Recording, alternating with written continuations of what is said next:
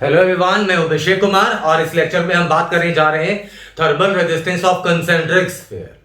ये दो concentric spheres हैं, एक का रेडियस है, एक का रेडियस बी, और इनके बीच का जो मीडियम है उसे एक मटेरियल से फिल कर दिया जिसकी थर्मल कंडक्टिविटी के है। या इसको आप ऐसे भी मान सकते हो कि एक स्फीयर है जिसकी थर्मल कंडक्टिविटी के है और अंदर से एक स्फीयर काट लिया जिसकी रेडियस से है, ऐसा भी मान सकते हैं। तो अब आइए इसमें थर्मल रेजिस्टेंस कैसे निकालें बात करते हैं इसके बारे में। जिससे मान लो अंदर टेम्परेचर है T1, अब बाहर टेम्परेचर है T2, T1 है T2 से बड़ा, तो इस तरीके से बाहर रेडियली हीट फ्लो होगी, है ना। तो रेडियली हीट फ्लो होगी, अगर आपकी हीट इस तरीके से अगर फ्लो होगी रेडियल डायरेक्शन में ऐसे, तो यहां से यहां फ्लो करने के दौरान जो एरिया है, जिस एरिया से हीट पास कर रही होगी वो लगातार चेंज होगी। यहां से स्टार्ट होगी तो कर्व सरफेस से एरिया जो है वो हो जाएगा 4 पाई, स्फीयर का यही होता है ना, 4 pi R square, 4 pi A square. और जैसे जैसे हीट आगे बढ़ना स्टार्ट करेगी रेडियस बढ़ता जाएगा, तो सरफेस एरिया होती है स्फीयर की 4 पाई आर स्क्वायर, तो वो एरिया बढ़ती जाएगी। सबसे ज्यादा एरिया मिलेगी सरफेस पे, सबसे कम मिलेगी नीचे वाले बॉटम वाले पार्ट पे। तो वही कहानी आ रही है हमारे सामने जो पिछले 2 लेक्चर्स में पढ़ाया आपको मैंने, कि एरिया है वेरिएबल, कांस्टेंट नहीं है ना। तो आप थर्मल रेजिस्टेंस का फॉर्मूला जो है RTH बराबर आप लिखते थे L/K।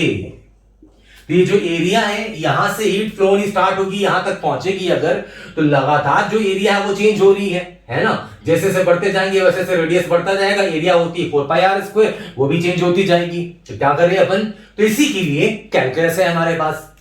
जैसे यहां से x डिस्टेंस आगे बढ़ जाओ सेंटर से x रेडियस पे, इमेजिन कर लेते हैं एक स्फीयर, सेंटर से x रेडियस पे मान ले स्फीयर, और थोड़ा सा और बहुत स्मॉल dx, नजर नहीं आएगा वो, लेकिन आपको नजर आए इसलिए मैं इतना बड़ा बना रहा हूं, dx लेंथ और बढ़ गए,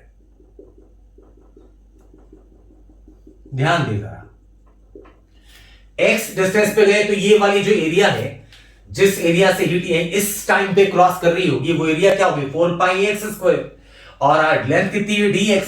तो अगर x से थोड़ा सा dx आगे बढ़ भी जाओगे तो एरिया में कुछ खास कंसिडरेबल चेंज नहीं होगा, क्योंकि dx तो बहुत स्मॉल है। क्लियर पॉइंट, यही काम करने जा रहे हैं अपन आएंगे। तो ये जो छोटा सा पार्ट है, तो अगर मैं शेड कर दूं ताकि आपको दिखाई दे, अच्छे से समझ में आए, ये छोटा सा जो पार्ट है हमारे सामने, ये इस छोटे से पार्ट की रेजिस्टेंस निकाल लेते हैं अपन। तो thermal resistance of small part, thermal resistance of small part, तो dr मान लो। तो यहां कितनी लेंथ इस छोटे से पार्ट में कितना डिस्टेंस कवर करेगी हीट dx, तो L की जगह आप लिख सकते हैं dx के। एरिया क्या लिख सकते हैं, तो एरिया यहां से x से x प्लस dx तक, क्योंकि ये dx काफी स्मॉल है, ये छोटा सा है, दैट इज वाई जो एरिया है कर्व सरफेस एरिया, उसमें कंसिडरेबल चेंजेस नहीं होगी।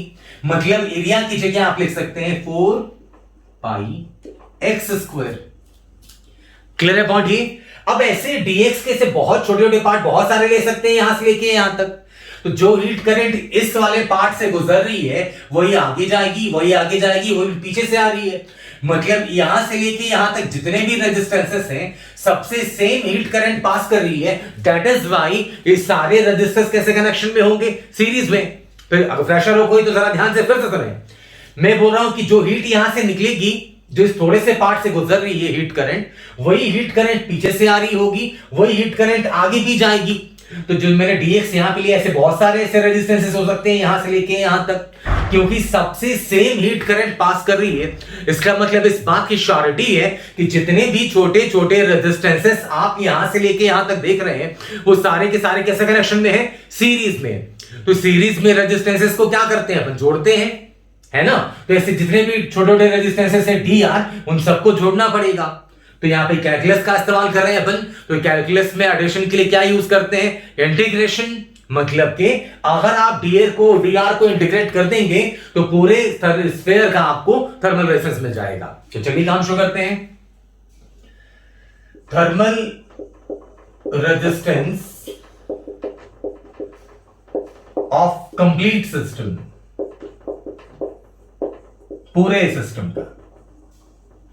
तो अगर ये चाहिए तो ये हो गया dr का इंटीग्रेशन, लिख सकते हैं ना अपन, अभी लिख दो। तो ये आ गई value, thermal resistance is equal to dr में जो कांस्टेंट टर्म से इंटीग्रेशन से बाहर रखो, 4 पाई के कांस्टेंट है तो ये इंटीग्रेशन से बाहर 4 पाई के, अंदर में बच गया dx अपॉन एक्स स्क्वायर। यहां से अंदर वाले स्क्वायर से स्टार्ट होगी हीट फ्लो होनी, तो आज वक्त x मतलब रेडियस a है, x रेडियस यहां पे है तो रेडियस a, और उधर पहुंच गए तो x is equal to b। Integrate करते हैं तो अब इंटीग्रेशन है, कोई कमाल की चीज तो है नहीं। चलिए जल्दी से करते हैं। 4 पाई के 1 अपॉन एक्स स्क्वायर का इंटीग्रेशन कितना होता है भैया? -1 upon x, -1 upon x. Limit है a से b, लिमिट्स रख दें अगर तो 1 अपॉन 4 पाई के क्या आ गया, upper limit -1 by B, minus sign दोगे फिर लोअर लिमिट, मतलब ये आ गया 1 बाई ए -1 बाई बी। उल्टा करके लिख दिया है, बस लिखा है मैंने, कैलकुलेशन किया है, वो आप भी कर सकते हैं। जैसे पहले लिखोगे -1 बाई बी, -1 बाई बी, फिर माइनस साइन दोगे तो माइनस ऑलरेडी है तो प्लस हो जाएगा 1 बाई ए, वही लिखा है मैंने। मतलब एलसीएम से मिलने के बाद थर्मल रेजिस्टेंस आ गई आपकी b माइनस ए 4 पाई के ए बी। यह कंसेंट्रिक स्फीयर का थर्मल रेजिस्टेंस अगर उसकी इनर रेडियस ए हो और आउटर रेडियस बी हो। क्लियर है पॉइंट ये? तो ये स्टैंडर्ड रिजल्ट में इसे भी शुमार करते हैं अपन।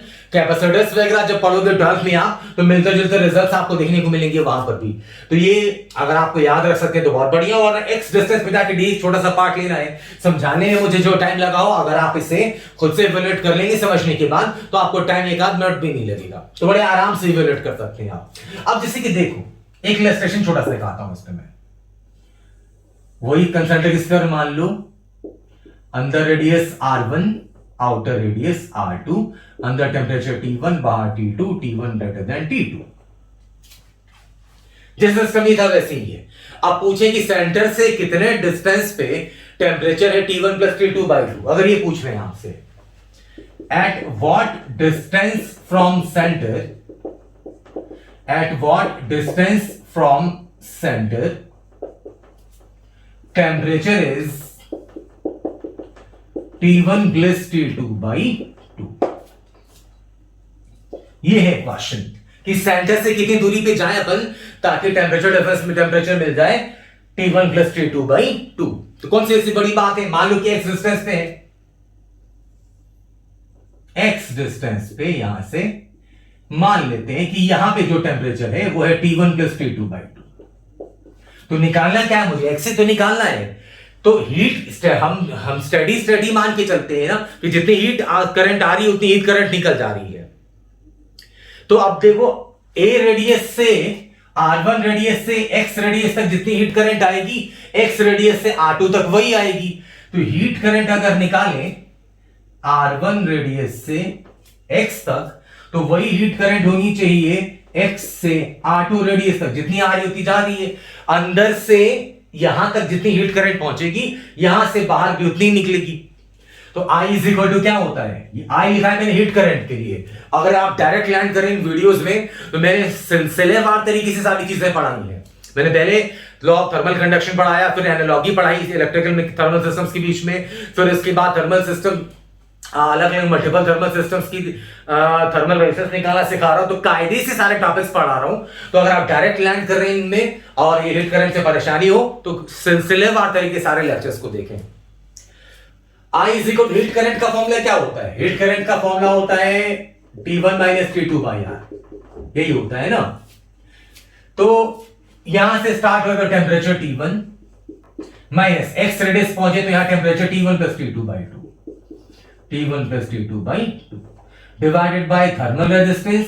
तो थर्मल रेजिस्टेंस कहां से कहां तक लेना है? R1 से X तक, मतलब आउटर रेडियस है, यहाँ पे B की जगह आप रख दोगे X, इनर रेडियस है R1, is equal to X से R2 गए, तो यहां पे टेम्परेचर है T1 plus T2 by 2,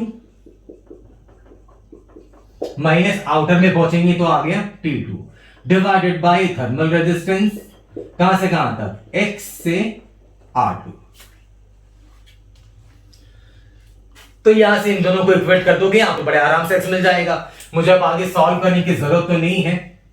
T1 minus T1 plus T2 by 2 और थर्मल R1 से थर्मल रेजिस्टेंस लोगे तो ये X मतलब आउटर रेडियस, यहां से इन दोनों की बात करें अगर तो आउटर रेडियस X है आपका, तो B की जगह X रख दोगे तो क्या आ जाएगा, X माइनस A बाई 4 पाई के R1X। देख लीजिए A की जगह रख दिया R1 और B की जगह X। वही यहां पे T1 plus T2 by 2 minus T2, ये X से R2 है, मतलब हो जाएगा B माइनस है आउटर रेडियस, तो आउटर रेडियस है R2 माइनस X बाई 4 पाई के X R2।